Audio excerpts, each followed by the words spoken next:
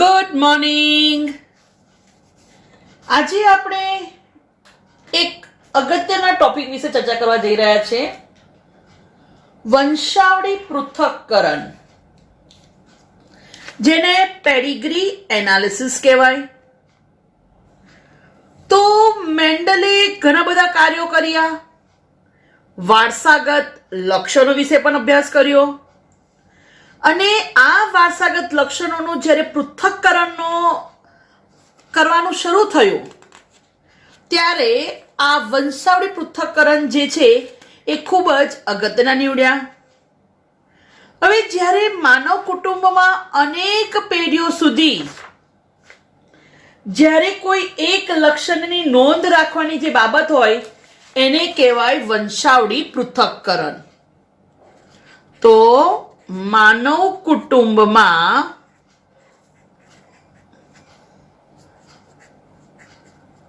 અનેક પેઢીઓ સુધી ધરાવતા કોઈ એક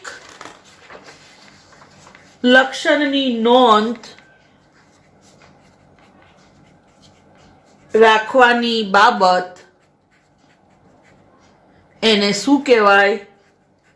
વંશાવળી પૃથક્કરણ.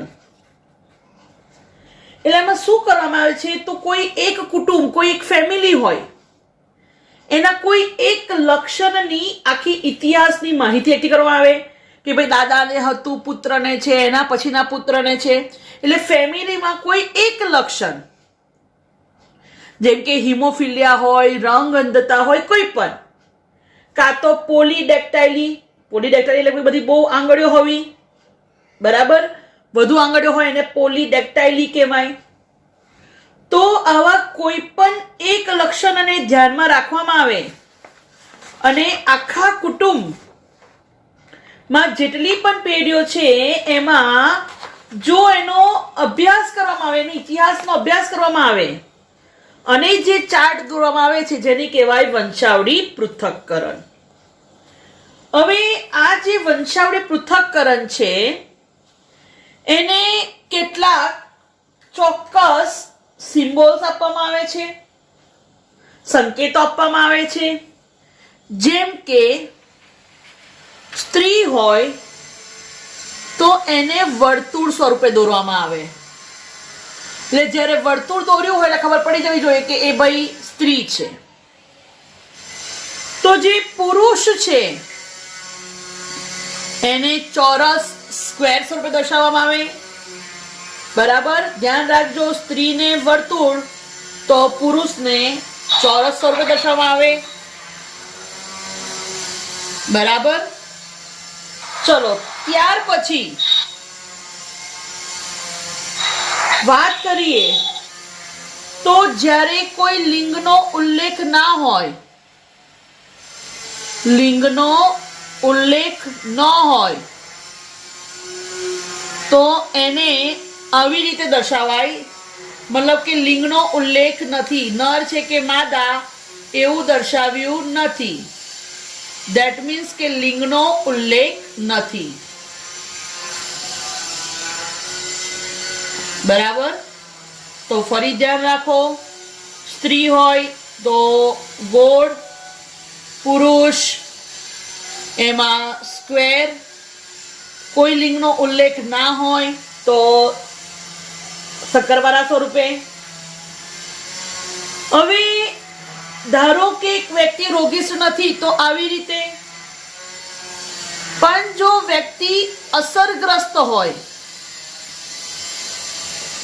અસરગ્રસ્ત, હવે ધારો કે અસરગ્રસ્ત સ્ત્રી છે તો સ્ત્રી માટે સિમ્બોલ આ, પુરુષ માટે આ સિમ્બોલ. અસરગ્રસ્ત મતલબ કે જે તે રોગ માટે જવાબદાર છે. તો અસરગ્રસ્ત સ્ત્રી હોય તો ખાનામાં એને આવી રીતે કલર પૂરવામાં આવે તો એનો મતલબ થાય કે અસરગ્રસ્ત સ્ત્રી.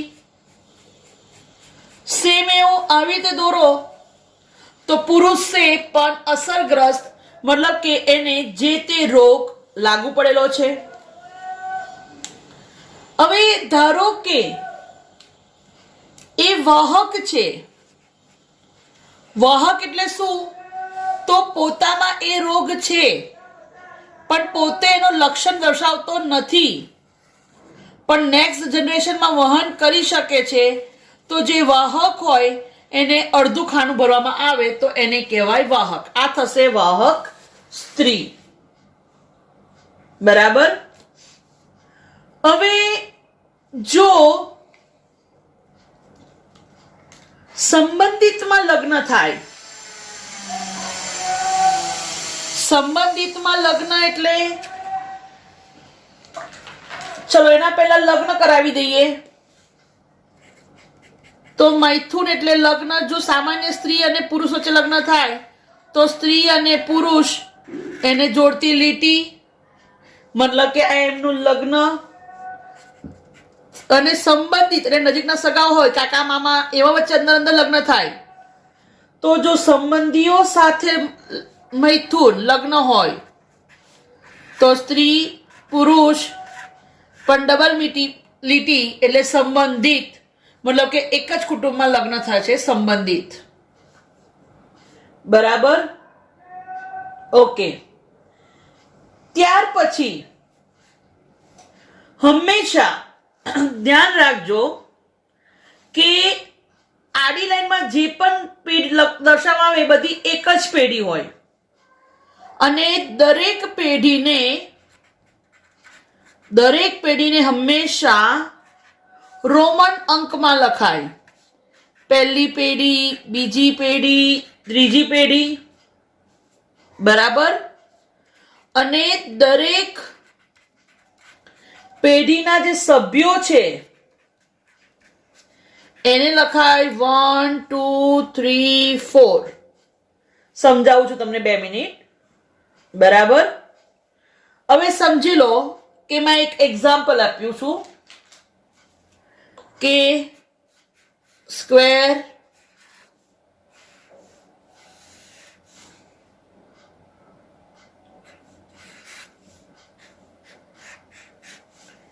બરાબર. તો જુઓ, આ પહેલી પેઢી, આ બીજી પેઢી, અને બીજી પેઢીનો આ પહેલો સભ્ય, તો આ બીજો સભ્ય. ખબર પડી ગઈ? બરાબર. દરેક પેઢીને દર્શાવવામાં આવે છે રોમન લિપિ અને દરેક પેઢીમાં જે સભ્યો હોય એને લખવામાં આવે છે 1 2 3 4 કરીને. બરાબર. Okay, clear? ચલો, તો આ વસ્તુ ખાસ પૂછાય છે, ધ્યાન રાખજો. બરાબર. આપણી બુકમાં થોડુંક હાઇલાઇટ છે, મેં તમને આખું થોડું ડિટેલમાં સમજાવ્યું.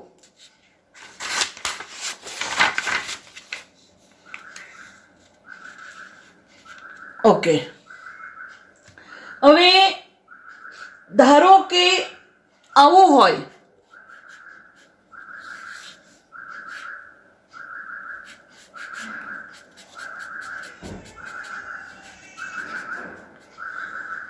બરાબર, કે જો આવું હોય તો એનો મતલબ એવો થાય તો નર શિશુ રોગથી પ્રભાવિત. નર શિશુ રોગથી પ્રભાવિત. તમે જોઈ શકો છો કે અહીંયા નર શિશુ છે, બાળક નર છે અને રોગથી પ્રભાવિત છે. અને જો આવી રીતે લખવામાં આવે તો આનો મતલબ એવો થાય 5 પ્રભાવહીન. પ્રભાવહીન એટલે કે સામાન્ય, રોગિષ્ટ નથી એવી સંતતિ. 5 પ્રભાવહીન સંતતિ. બરાબર. તો આ થયું આપણી વંશાવળી પૃથક્કરણ, એને ફેમિલી ટ્રી અથવા તો વંશ વૃક્ષ પણ કહેવાય. અને જેના દ્વારા પેઢી દર પેઢી દરેક લક્ષણોનું વિશ્લેષણ કરી શકીએ છીએ અને એના દ્વારા આપણે અસામાન્ય અથવા તો રોગોની તપાસ પણ કરી શકીએ છીએ. બરાબર, ઓકે. બીજું ધ્યાન રાખવાનું, આપણને ખબર છે કે કોઈ પણ લક્ષણ હોય એ ડીએનએ પરના જનીન દ્વારા જ નિયંત્રિત થાય છે, બરાબર, અને ડીએનએ દ્વારા જ આ લક્ષણ પેઢી દર પેઢી વ્યક્ત થાય છે. હવે હું તમને એક ઉદાહરણ સમજાવું છું. તમને પીડિયાટ્રી સમજવું હોય તો એના માટે મેં એક આ તમને ઉદાહરણ આપું છું.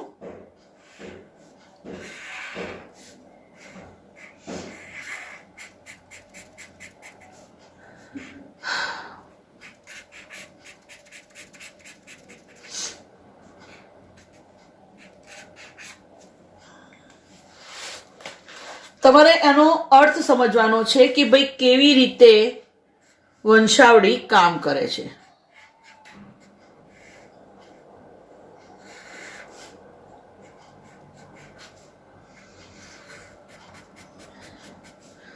તો જુઓ, પહેલા તો આપણને ખબર પડી ગઈ કે ગોળ એટલે સ્ત્રી અને ચોરસ એટલે પુરુષ, બરાબર. સેકન્ડ, આપણને ખબર છે કે જ્યારે ખાના ચોરસ ભરેલા હોય, કોઈ બી ગોળ કે ચોરસ, તો એ રોગિસ્ટ, બરાબર. ચલો, તો જુઓ, આ પહેલી પેઢી, આ આખી લાઈન બીજી પેઢી અને આ આખી લાઈન ત્રીજી પેઢી, બરાબર. તો પહેલા તો 3 પેઢી ખબર પડી ગઈ, 1, 2 અને 3, બરાબર. ચલો હવે જુઓ, પહેલી પેઢીમાં માદા સામાન્ય અને નર રોગિસ્ટ છે, અથવા તો અસરગ્રસ્ત કહી શકો છો. એટલે સામાન્ય માદા અને અસરગ્રસ્ત નર બેના વચ્ચે લગ્ન થયું. એ બે વચ્ચે જ્યારે લગ્ન થયું તો 3 સંતતિ મળી, 1, 2, 3. પ્રભાવયુક્ત, અથવા તમે કહી શકો છો કે પ્રભાવિત માદા, પ્રભાવિત નર અને સામાન્ય નર, બરાબર. એટલે જુઓ, જે સંતતિ હતી એને મેં નંબર આપ્યો 1, 2, 3.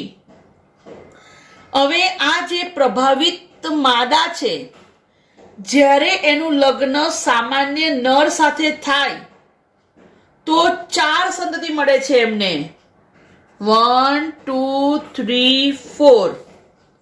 જેમાં તમે જોઈ શકો છો કે 2 માદામાંથી એક માદા પ્રભાવિત અને 2 નરમાંથી એક નર પ્રભાવિત અને એક નર સામાન્ય. એવી જ રીતે અહીંયા જુઓ, 6, 7, 8, 9, 10. તો ત્રીજી પેઢીમાં 10 બાળકો છે. જ્યારે સામાન્ય નર અને સામાન્ય માદા વચ્ચે લગ્ન થાય છે તો બધા જ બાળકો કેવા મળે છે? સામાન્ય. તો આ એકચ્યુઅલી ઉદાહરણ શાનું છે ખબર છે તમને?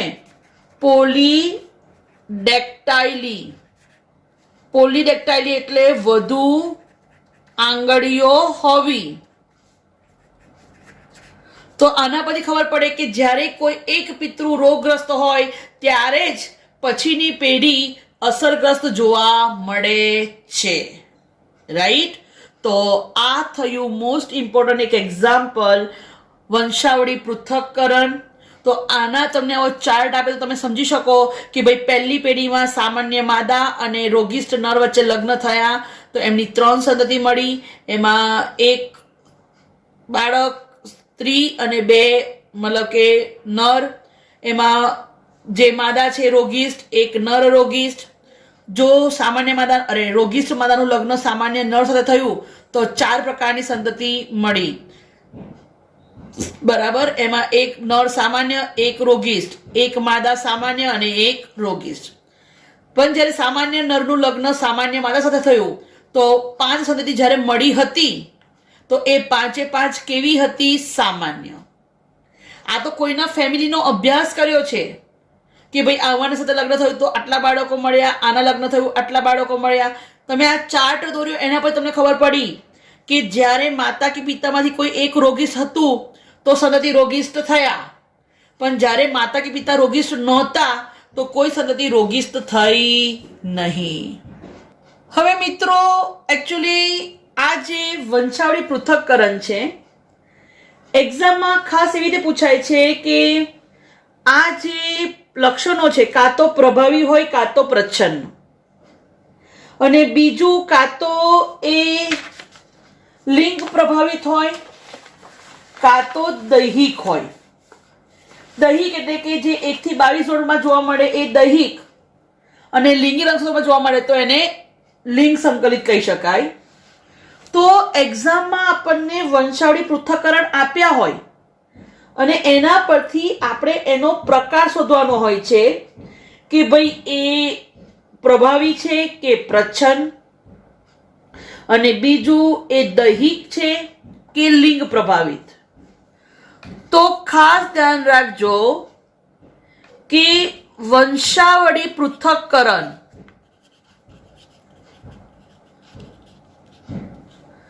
ના નકશો કેવા પ્રકારનો છે, પ્રકાર કેવી રીતે જાણી શકાય. તો એના માટે સૌથી પહેલું ધ્યાન રાખવાનું કે જે ચાર્ટ દોર્યો છે એમાં દરેક પેઢીમાં જો અસરગ્રસ્ત વ્યક્તિ હોય, દરેક પેઢીમાં જો અસરગ્રસ્ત વ્યક્તિ હોય તો એ પ્રભાવી કહેવાશે. પણ જો દરેક પેઢીમાં મતલબ કે સ્કીપિંગ, વચ્ચે કોઈ પેઢી છોડી દે છે, દરેક પેઢીમાં જો અસરગ્રસ્ત વ્યક્તિ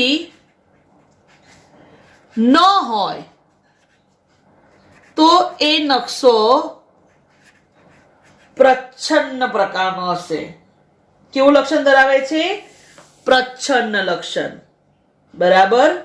એટલે કાં તો અસરગ્રસ્ત દરેકે દરેક પેઢી હોય તો પ્રભાવી લક્ષણ, અને પેઢી છોડે તો પ્રચ્છન્ન લક્ષણ. હવે દરેક પેઢીમાં કોઈક ને કોઈક વ્યક્તિ અસરગ્રસ્ત હોય તો પ્રભાવી લક્ષણ ખરું, પણ પ્રભાવીમાં પણ કાં તો એ દૈહિક પ્રભાવી હોય કાં તો એ એક્સ લિંગ પ્રભાવિત હોય. તો દૈહિક પ્રભાવી કોને કહેવાય? તો જ્યારે એ પુત્ર અને પુત્રી બંને અસરગ્રસ્ત જોવા મળે દરેક પેઢીમાં તો એને દૈહિક પ્રભાવી કહેવાય. પણ જ્યારે પિતા પાસેથી લક્ષણ પુત્રીને મળે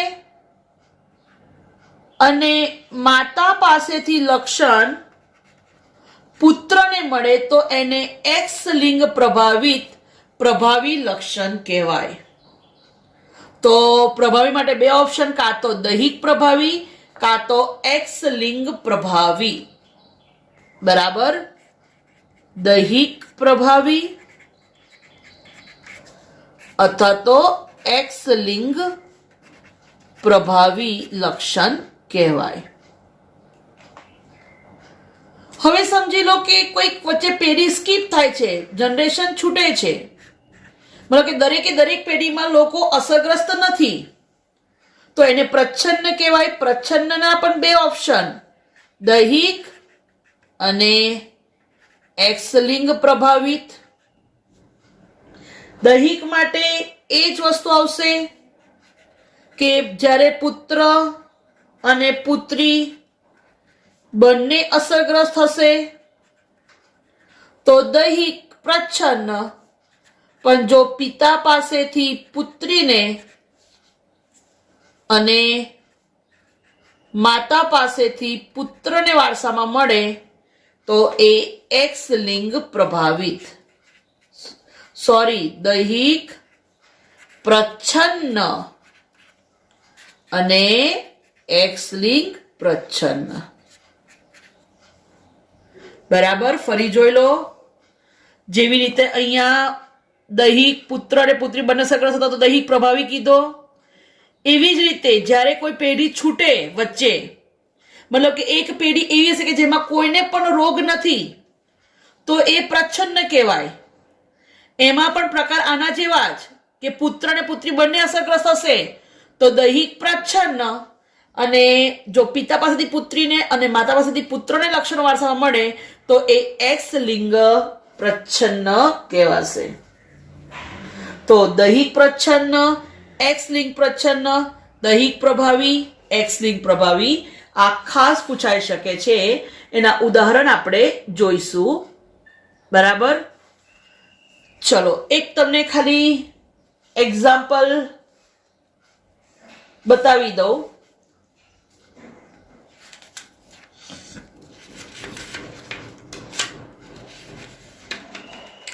આ કી છે, આના આધારે તમે ચાર્ટ ઓળખી શકશો.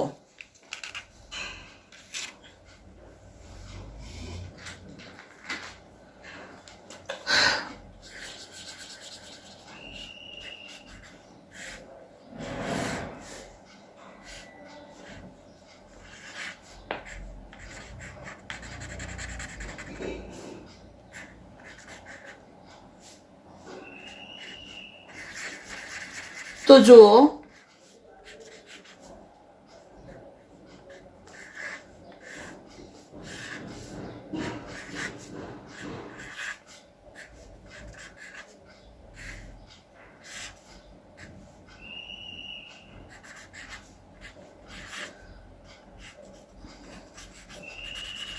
હવે જો પહેલું શું જોઈશું આપણે? ધારો કે તમને આવો એક નકશો આપ્યો છે, એટલે પહેલા આપણે જોઈશું કે ભાઈ દરેક પેઢીમાં અસરગ્રસ્ત છે. તો હા જુઓ, અહીંયા અસરગ્રસ્ત, આ બીજી પેઢીમાં અસરગ્રસ્ત, ત્રીજી પેઢીમાં અસરગ્રસ્ત.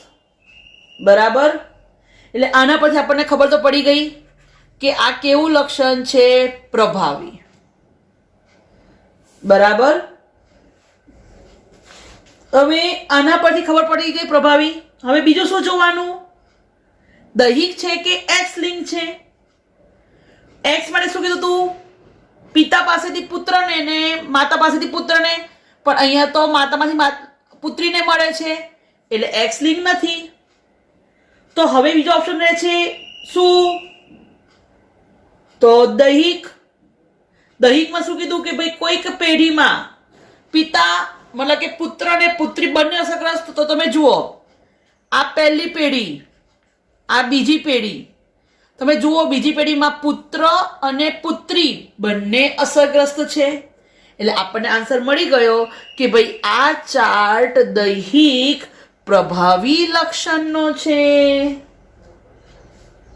બરાબર, અને આપણી પુસ્તકમાં આ જે રોગ છે એને નામ આપ્યું છે માયોટોનિક ડિસ્ટ્રોફી. સ્નાયુઓમાં જોવા મળે છે માયોટોનિક ડિસ્ટ્રોફી. બરાબર, અને આ તમારે ત્રીજી પેઢી. ચલો, આવડી ગયો એક. હવે બીજો ડ્રો કરું છું.